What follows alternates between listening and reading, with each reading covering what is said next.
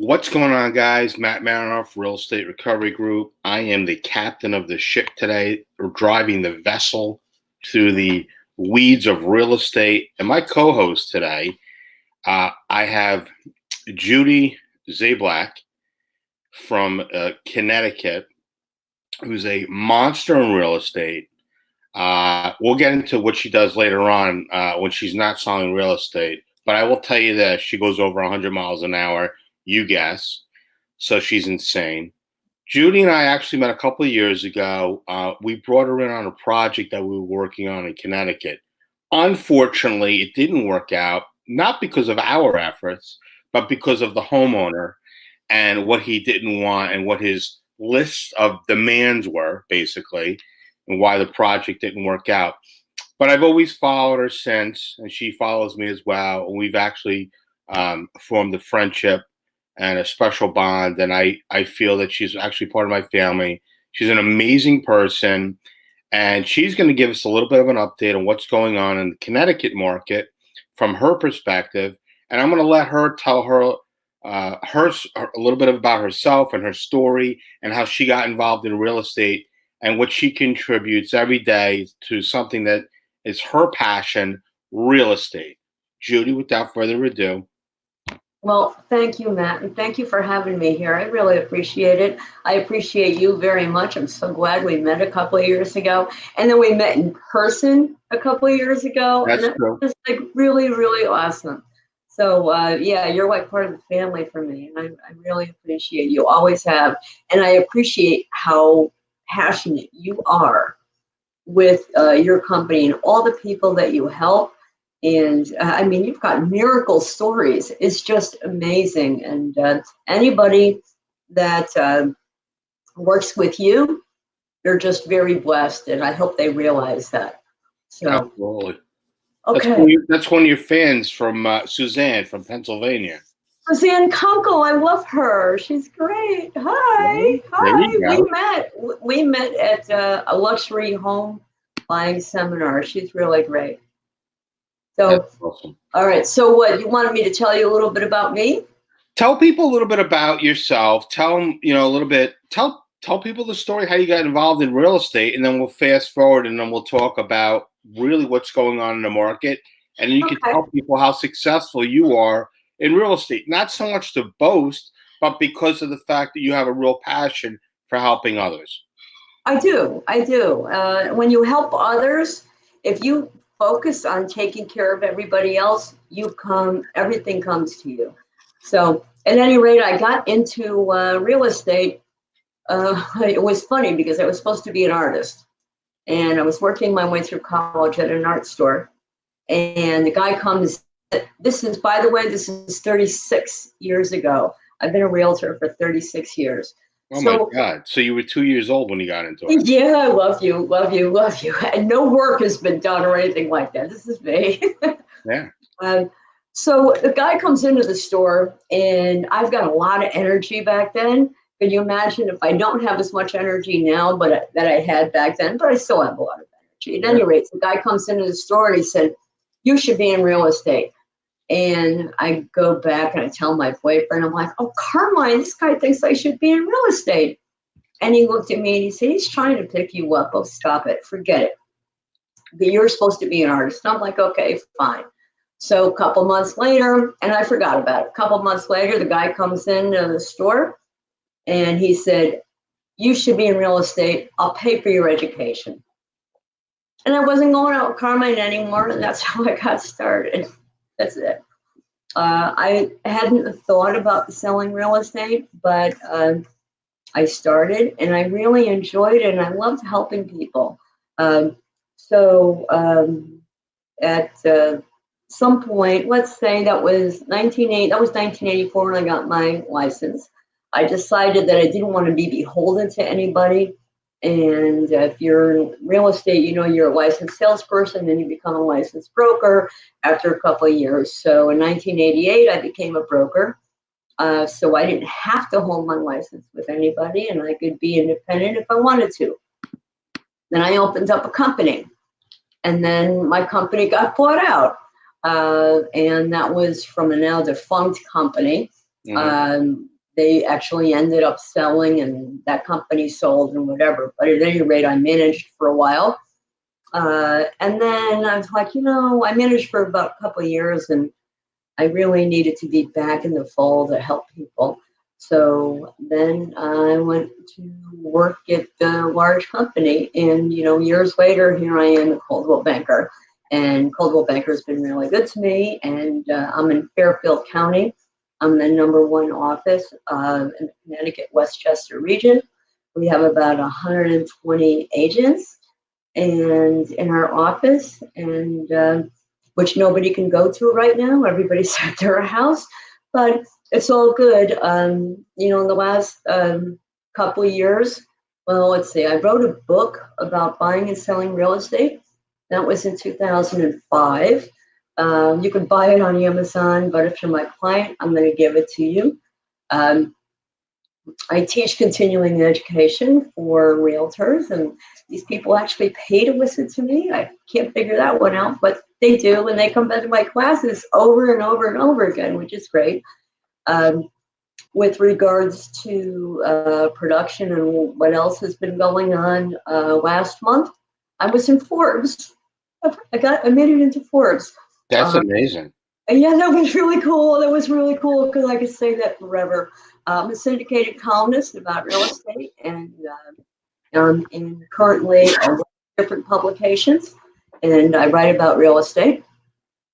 Last month, Wall Street Journal interviewed me, and the New York Times interviewed me and quoted me in the newspaper in March, which is great. And that was about COVID. So New York Times contacted me about COVID, which is really cool. I've also been on HGTV a number of years ago. That was really fun. So, and I get to tell everybody HGTV is really, it's a show that it's just meant to be entertainment, but really it's not how the transaction goes. And I can speak from firsthand experience.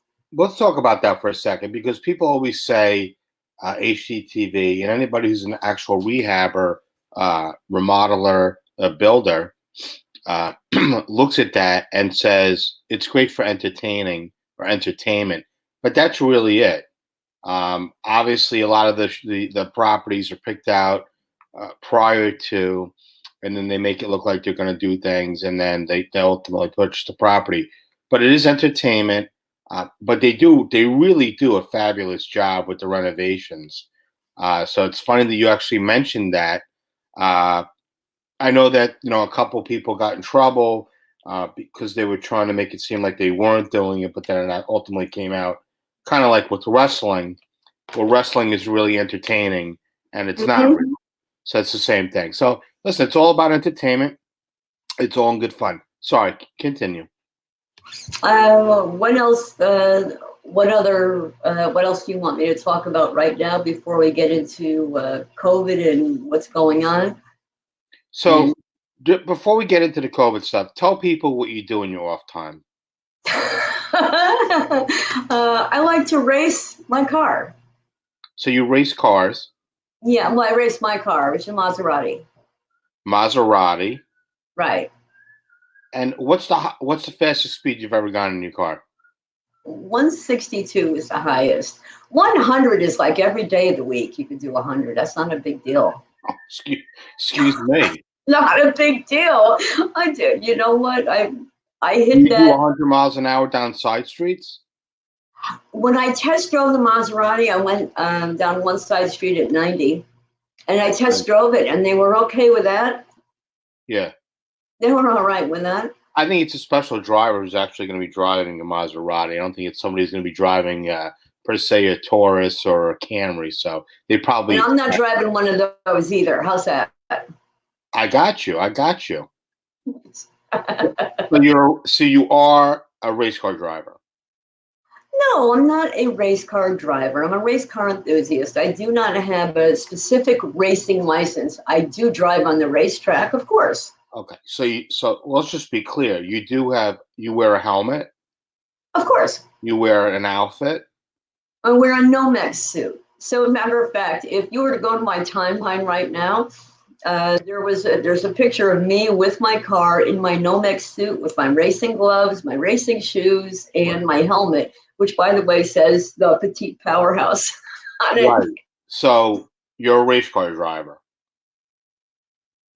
Okay, if you Say want yes. That's it. It's yes. okay, all right. I like to drive fast on the racetrack. There you go. Right. So you're a race car driver. You race on a track. You're also involved. You're also involved in a group, correct? A group, a racing group. Aren't you like some type of enthusiast Oh, I'm group? president of the Maserati Club, I'm and sorry. that's You're the what? Eastern. Pardon me. You're what? I'm president of the Maserati Club. Right. You know, you're funny because you downplay everything that you do, which I think is pretty awesome. That should just show the type of personality that anybody who's lucky enough to do business with you actually sees. You're a special person, and you've got a kind heart, which is really cool. Thank you very much, Matt. Thank you very much. Absolutely. You do too. You Yeah, do too. I'm all right. It's And not you're about tough when people need it. That's the thing. Because the people that you help, they need somebody to be tough with them and tell them when they need it, like, hey, you got to get this done, you got to get that done, you got to get the other done. And you're strong enough to work through that with them and help them with that and take care of them. And I love what you do. that. I love it. I appreciate that. Most people can't do what I do effectively, and definitely emotionally, because obviously you can get emotionally invested. My team, thank God for my team, allows me to do things like this, where I can reach out to other markets, get my name out and branding and stuff like that. And we have a very high success rate, thank God, in helping people. Foreclosure does not have to be an option for people. Unfortunately, some people make it a choice. So this interview is not about me, young lady. This interview is about you. And Okay. let's talk about COVID-19. What are your thoughts about COVID-19 and real estate? Are properties still selling? Yeah, they are. They are. And, there's a different, I think Suzanne, is she in Pennsylvania or is she in New Jersey? No, she's in Pennsylvania. Okay, so I was just, I have to do a mastermind every morning at 8 a.m. And one of the gals there is, she's from Pennsylvania. Mm-hmm. Nobody can go in the houses there. You can't go in the houses. You can't go in the house until you close, or it's something really, really difficult like that. There's so many restrictions there. Now there are restrictions in Connecticut, but not anywhere near to that extent. So in Connecticut, the governor has said, got to wear your face mask in public. Okay, great. When the Connecticut Realtor Association of Realtors has said, wear your face mask, please be as careful as possible and observe all safety protocols. So when we go to a listing, gloves, face mask, however you have it. I have a few of them. This is just one easy one. But I got to tell you, those face masks, they're difficult to be in a real conversation with them because breathing. Have you met a lot of people with a face mask and you wear the face mask for a while? It's they're really not that easy to breathe in. Not after a bit, but it's proper and it's protocol. So the face mask, the gloves, and sanitizers and booties. So that's what we all do. Now it's interesting because the first thing that people say, well, houses aren't selling now. Nobody can go in. Of course you can go in, but you've got to observe the safety protocols. So one of the things that sellers ask me is the market, people are really selling? People are really selling? And yes, as a matter of fact, so before we even sat down here, Matt, I actually did some numbers, all right? And I pulled some numbers. Now, and let me backtrack about the numbers and about statistics. And I'm going to give you some, but I'm going to tell you why I know that I can see what's happening throughout Fairfield County. I even did some preliminary numbers on New Haven County and on Litchfield County. Because what we're seeing is that there's a little bit of an exodus from New York. The New York people don't want to be in New York anymore. They want to go out in the suburbs. They have right now, if they can work out of their house effectively, right, they don't have to be in the city. So now we're in the suburbs. We're not. They're not going to be inundated by all these people around them, and it makes Connecticut very attractive, as well as the taxes. So if you're in Westchester and then you go into Connecticut, taxes are maybe 60% of what they are in Westchester. So what I've learned is that they like Fairfield County, and they like Fairfield County along the coast, there. And there's also a little bit of Litchfield County. They like the area of Litchfield County. So this is what COVID has done is, at this point, is bringing a little bit of a migration into Connecticut, which is actually a bonus to the Fairfield County people and the people in Litchfield County, and even some in New Haven County. So as to whether things are selling, I will explain to you that, and I mentioned earlier that I'm a syndicated columnist, and one of the columns I've been writing for a paper, weekly column about real estate for the last 8 years or so. And every week I do statistics. And I look at these numbers and I watch the market every week, every Monday, like clockwork. I've been doing them. And I notice that there's certain percentages of the homes that are available and the homes that go into the initial stage of deposit. And I can tell what kind of market we are in based upon those numbers. And this is over years, every week. So if you figure 8 years I've been doing that, there's 52 weeks a year. That's 400 times I've done it, at least. Okay? Right. So when I've learned that when there's a certain number of homes on the market, the initial stage of deposit is what we used to call something CTS, which means continue to show, and now we just call it show. That means in the last 60 days, a certain number of people or a certain number of homes have gone under deposit. Now, when I look at the number of homes that have gone under deposit and the number of homes that are available, it actually points to how the market is going, because these homes will be closing soon, but it also tells me how many people are actually buying. And what I have learned is that a certain percentage means that we have a neutral market, a certain percentage, and I'll call that for percentage. My opinion is a neutral market is at 15% of these numbers that I'm pulling. And if it's anything over 15%, it leans towards the seller. If it's anything less than 15%, it leans towards the buyer, right? So in other words, 100 houses on the market at right now in the town. And if 15 are showing under CTS or show status, that means it's pretty much a neutral market now. When it gets to 20, if it was 20 homes or 100 homes on the market and then 20 homes that have gone under deposit, that means it's leaning towards the seller. So with that in mind, I did stats on Fairfield County. Fairfield County as the whole, there are a little over 2,900 homes on the market in Fairfield County right now. Single family. 2,900 homes? 2,900 homes. Yeah. How many homes are actually in that market space? Yeah, I think you're going to ask me that. How many homes are? You're like 2,915. No. That's very low inventory for Fairfield County. How big is that area?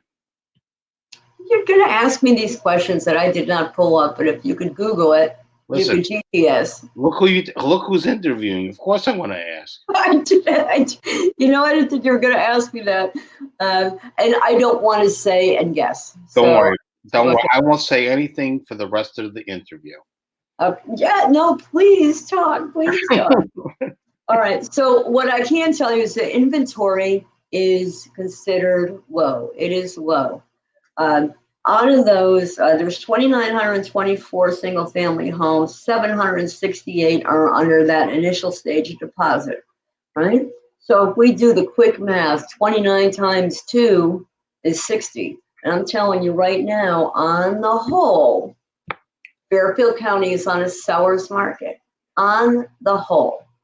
And that's for a single family. However, if I went to condominiums, there's 725 condos available in the county, and 166 of the 166 homes are under deposit.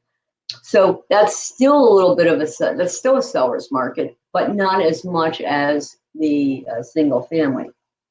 Now, if I break that down, and remember, these are all averages. This is one of the things that gets me when we talk about statistics, because I'm giving you county-wide statistics.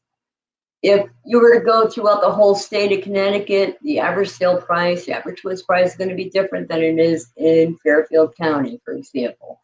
When someone goes to value a home, when a realtor goes to value a home, don't value it on another town, they value it on your property. So all of these statistics are all very general.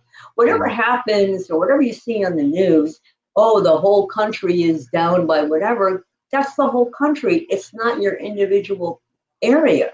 And you have to get down to your individual area. So as I said, as a county, it's a seller's market. Now, if we go to Fairfield County along the coastline, for example, along the coastline, in the towns that are along the coastline, including Darien, Fairfield, Greenwich, Norwalk, Westport, I didn't put Stamford in there. Those towns, there's 1,138 homes available, and 168 are under deposit. Now, we don't have that 20%, do we? We don't have that 20%. We are more like about 15%. It's a little bit neutral there. But if we went to the condos in those specific towns, it's a buyer's market. And because there's 205 homes on the market, 24 under deposit just in those towns. So now we look at that, and I just brought it down a lot closer. Does it mean that you shouldn't buy or shouldn't sell? No, you buy or sell when you need to, when you want to. Right now, interest rates being as low as they are, it's almost like free money. It really is. So if you are interested in buying or selling a house, go ahead and do it right now. The buyers have the interest rate that's working in their favor, and the sellers have, well, and we'll get into that in a little bit more detail, but the sellers have a lack of inventory. We can actually push the price of their home up. So that actually works pretty well. New Haven County, by the way, those numbers, New Haven County seems to be doing really well. And that's just a little further north in Fairfield County. 1,524 single family homes on the market, 628 under deposit.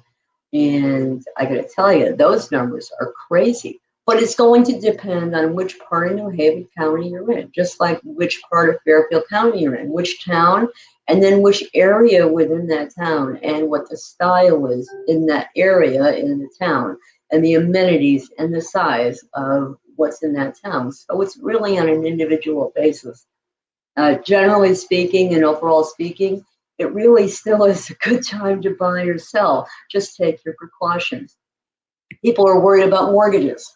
Can we get a mortgage? Oh no. Is the mortgage industry closing up? Is it tightening up? No. There is, you may have heard, the Chase Bank is now requiring a 700 credit score, and it's requiring 20% down. However, last week I closed on a house with a non-QM lender for a buyer. And for those of you that don't know what that means, that's a non-qualified mortgage. They just, and it was with an investor. We actually got that through. And you think that those loans are not available. They still are, but there's very few. Do you know what the requirements were as far as credit score and down payment? This gal put down 60%. However, she didn't have.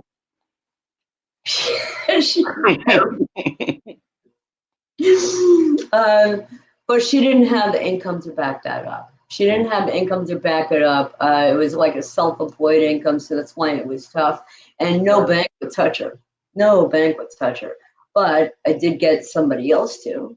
So I know that's available. So there's still the low down payment loans. So don't think that it has to be 20% down in order to buy a house. That's not true. You go to Chase, then yeah. But the other lenders, I do think that, so from the lower scores, you could have gotten a loan maybe under 600, but I think you've got to go up above that. And really, I don't want to answer those questions about mortgages. That's when the mortgage broker that you trust. And if you don't trust. This is all alleged, by the way. This is alleged. Thank you. That's being supplied. You need to trust and verify. Verify and trust. Verify, absolutely, absolutely. The rental market is pretty crazy right now too. But let's talk about how an agent will sell your house during COVID and how a buyer looks at it. So, what we were doing before is a lot different than what we're doing now, because we have to make adjustments for the buyers that maybe don't want to come in every house. They may not want to look at 15 houses in person. They're going to want to look at them online. And although most of us, myself, I always hire a professional photographer for whatever listing I have, whether it's a rental listing, a small condo listing, or a multi-million-dollar listing. Everybody's going to get a professional photographer. But what we hadn't had is and that's really important, and that's really important for online. You have to have that. Well, then what happens for the walkthrough? Because the pictures are, trust me, I take time to stage my listings, my sellers' homes, so they look really good for those pictures. And they do look good, and they do look like it actually does, but there's nothing like walking through. So we do virtual tours now. And we also do, and a virtual tour, to me, here's what I think. I see this out and about, and it just incenses me. A virtual tour is not picture after picture after picture with a nice little slideshow. That's not a virtual tour of a house. A virtual tour of, right? You want to walk through it. Walk through the house and point out the different items. So, since we can't have brokers open houses and we can't have public open houses, do a virtual tour. Do a virtual brokers open house. So this is something that could happen. And does it work? Yeah. So just so you're saying that really, realistically, people need to adapt to technology, regardless of COVID-19 or not, because people put so much premise on COVID-19, can't show a property, I'm petrified to go out and look. I mean, if I was a real estate agent, and people ask me all the time, Matt, why are you not a real estate agent? Well, it's very simple. To me, as of right now, still, it's not sexy enough for me to want to be involved in it. I like what I do as far as the distress side of the real estate and fighting the bank, or as I say, spank the bank. Spank the bank because of what I'm able to accomplish. But I have to say that if you're somebody who's, in the real estate market, in this arena that we are in right now, if you do not adapt in the next 6 months, you're going bye-bye. You're out. Can I tell you something? Here, you have to been adapting, and what we call, you got to pivot. And if you haven't already started your pivot, you're going to be left behind the pack. Right. Things are not going to be the same. There's no return to normal. That's not ever going to be there again. The new normal. That's it. Yeah, there's the new normal, and that includes virtual showing, virtual tours. Virtual tours meaning you're walking through the house, right? Judy, let me ask you a question. Regardless of what the price range of the property, wouldn't you rather work with somebody basically has an idea of what they're looking at before they go to see it? Like, I mean, I hate to use the terminology, time is money, but also you also want to prepare people. I mean, yes, gas prices are very low right now, but what about the scenario? They're not low? No, why do you think that? Your gas prices haven't dropped by you yet? Oh, gas prices, Yeah. yeah, Yeah. Why? What'd you think I said? that's a wonderful thing, but Yeah. not No. home prices. No. No. When Home you prices. said prices are low, you just No. no, So they're not. Okay. why would you want to get in your car anyway and put unnecessary miles and gas? Like I never, for me, like if somebody wants to go see 15 houses as a marathon, I say, let me send you 15 virtual tours, and then you tell me which one of the 15 you want to go take a look at. So, That sounds great. It's time management. And we're all about time management and I want to do it now. These things have to be done and they will be done. And the people or the agents that are not subscribing to doing this or afraid of the video or afraid of the camera, right. they're going to be left behind. They're going to be left behind because it has to be done. Look, we are in an era where there's an amazing amount of technology. Use it. 10 years ago, there was an amazing amount of technology. In another 10 years, I mean, I want to say not even 10, in another 2 years, I fear for the life of the average real estate agent that walks around and says, I'm a realtor, and they do nothing. And Yeah, they clutter the market. So, you know, exactly. we're in unfortunately for people that are in our arena, real estate, people try to fake it till they make it. And unfortunately, for me, I see a tremendous amount of people faking it and driving people unnecessarily into foreclosure because they didn't want to take a class because there wasn't a CT credit attached to it.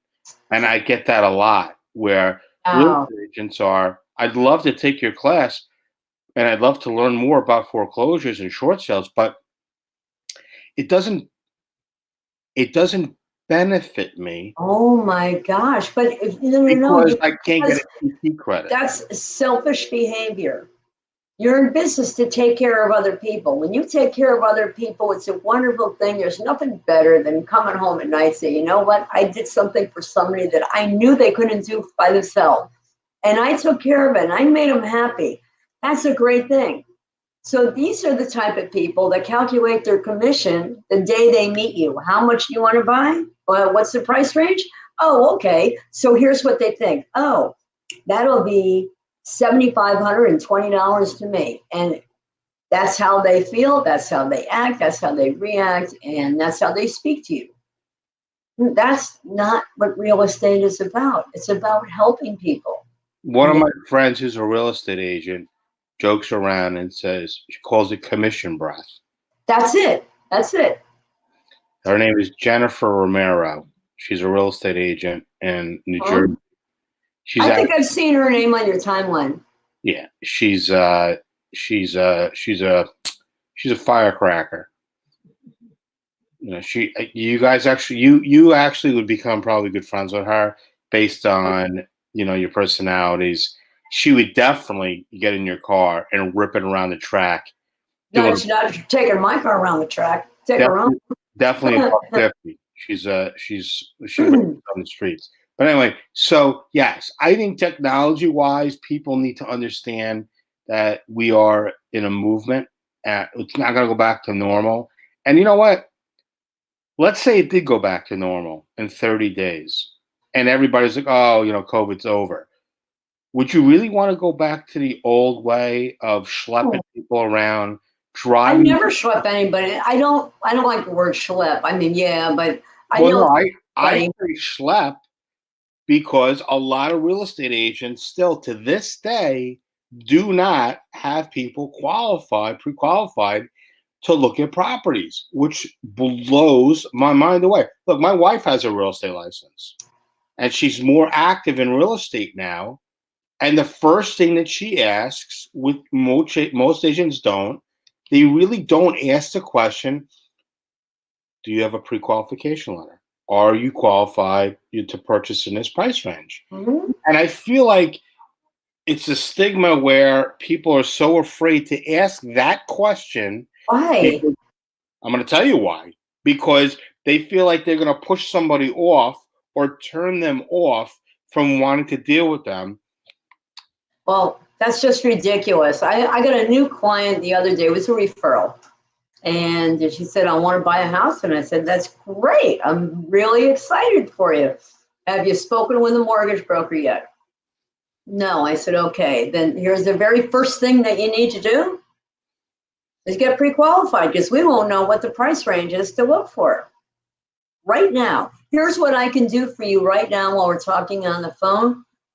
I'm happy if you tell me what your income is, or what your monthly payment, what you want.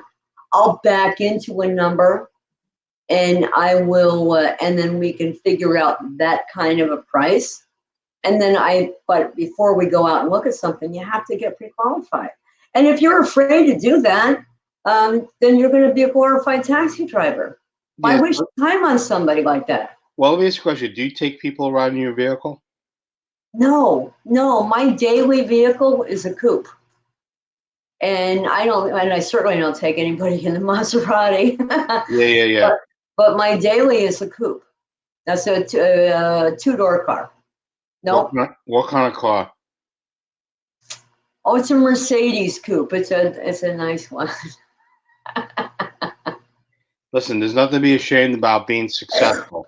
You're No, I'm not ashamed of it. I love that car. you're a very humble person, and obviously I love that about you. I know that you like to help others with the education, the books, the talks, and everything else that you offer. And that's why, when I'm basically going to be bouncing around from state to state, and I'm going to be asking people in other states what they think based on the market right now.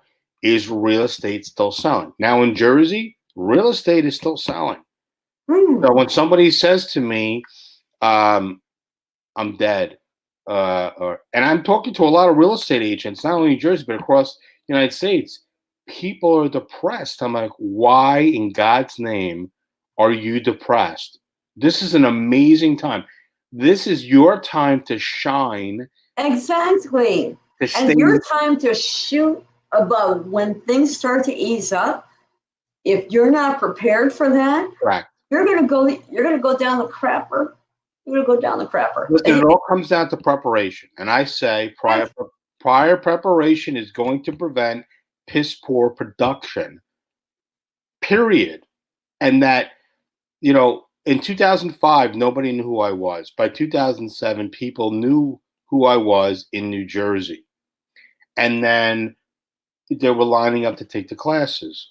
I'm basically going through a growing pain right now because I wanted to push myself out even further. Although I did take my company nationwide 5 years ago to offer services, I really didn't do a big push for it. Now I'm doing a big push for it because homeowners right now are in like denial. They are on an island right now where their head is so buried in the sand and they feel, well, and I'm going to give you an example. Well, Ostrich syndrome. Exactly. They're so non-compliant with what they need to do.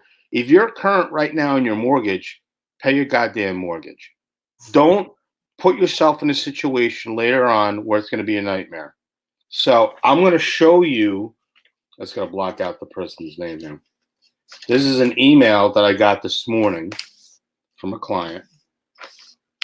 and the client asked me what I thought about this. Now, this is what they call forbearance. Right. Fourth payment. Exactly. And yeah, if you can't do it now, you're not going to do it then. If you can't make your payment now, how the hell are you going to make that payment then? Now, something was announced the other day on social media saying that if you can't make your payment at the end of the forbearance, there will be something for you. Well, I'm here to tell you, not only are they probably not going to be anything there for you, I'm going to post after this the information so people can get the correct information, that if you try to do a modification and you've already modified prior to COVID-19, you might be shit out of luck. So if you did a modification before and now you're thinking, hey, you know what? I don't have to make my payments. That's going to be my payment in 4 months. You might not qualify for a modification. Because we have people that are calling us and saying, hey, Matt, what do you think? Well, you've already done a modification before. So, yeah, call your bank and ask them. They are calling their banks and calling us back and go, I'm fucked. And I'm like, you are, but make the payment. If you can make it, make the payment. So the other thing is that they're talking about doing a repay. If you're having a hard time struggling making a $3,000 mortgage payment, and now they're telling you in the next 6 months to catch up, your payment is now going to be $4,500 a month. Mm-hmm. How are you paying it? You're not. So, you know what I think? I think when these homeowners or anybody, I mean, whatever circumstance it is, if you're in trouble, your mindset is a little off, and you're not reading things like they should be read. You're reading them how you want them to be read. Like, I hope this is what it is, and then you translate it to that's how it is. Okay, I don't have to pay anything. Right. And you don't look past it. You don't make these decisions when you're in an emotional state. Mm-hmm. Have to have the facts. And see, these people don't have the facts. Anytime somebody doesn't have the facts, they're going to make a wrong decision. And that's what happens with these people. They don't have the facts. That's why we rely on people like you. And we're grateful for people like you who put out the facts so people can understand them. Because they're just not interpreted. Most of these people can't understand that. I don't care whether they've been to, they've got a doctorate. Sometimes it doesn't matter your education. You could not be a college grad. You could be a college grad, but you still don't understand this, especially when it comes time of an emotional, anything emotional, and that's upsetting. So no, it's a shame. It's a shame, but like again, I'm really happy that you're here and you're telling people what to do. You're guiding them. You're guiding them in the right way. Judy, if people want to get a hold of you, I mean, everybody's on every type of social media platform, but you're on Facebook, Instagram, and Twitter, and LinkedIn. And LinkedIn, right? But we have you here on Facebook as CT, which is Connecticut, Realtor Judy, and then you're on Instagram is real. What is it? Underscore. Let's stay with Judy _ in between. Right. But if you typed in Judy Szablak in Instagram, I will show up. Okay. Okay. And you can follow me on my personal page too, because I do put a lot. I'm really into motivation and inspirational and positivity. I don't allow negativity in my life, and I don't allow it from my clients. I don't allow it from my friends, and I always like everybody to be happy. Like you too, Matt. I want you to be happy. There you go. I want her to smile. That's it. Listen, I appreciate you coming on here. I'm known for never smiling. You just did. Well, whatever. And then, and basically, making it more informational than anything else, because this is not a laughing matter. This is something that's serious. It's a serious topic. Exactly. People can call you. They can text you on the 203 257 5892. That's your cell. That's 203 257 5892. They can email you, Judy at bestagentsonline.com, or they can go to your website, CT Homes and realestate.com, to reach out and get a hold of you and contact you. Could I say, I'd like to just say one thing. If anybody does contact me, please mention that you saw me with Matt. Please.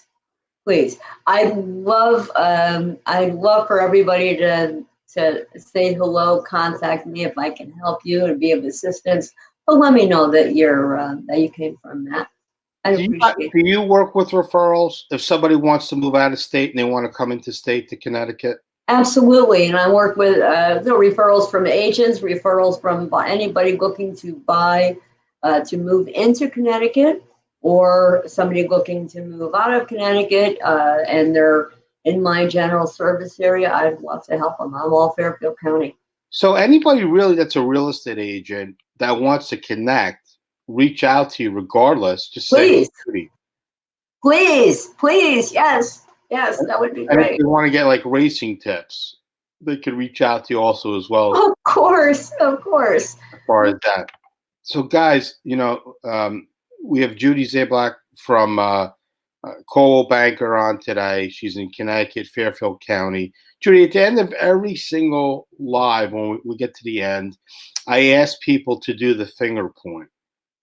So I'm curious to see if you can do it. Oh, wait a minute. I got to do it higher. I'm short, by the way. Okay. Correct. My name is the Petite Powerhouse. Now you know why. Yeah. There you go. I want to do it like towards you. All right. Perfect. Listen, I appreciate you coming on. Obviously, 100%. And guys, keep watching Monday through Friday. We're offering education information, state by state. And we did Connecticut today with Drew. We appreciate you coming on. And also Tuesdays and Thursday nights, we also have additional shows at night at 7 p.m. where we dig a little bit deeper and we hurt people's feelings in real estate, because sometimes that's what they need to do. That's what they need to hear. They need a verbal spanking. All right, guys, until next time. Thanks so much. Judy, hold on one second. Don't go anywhere. Thank you. Yep.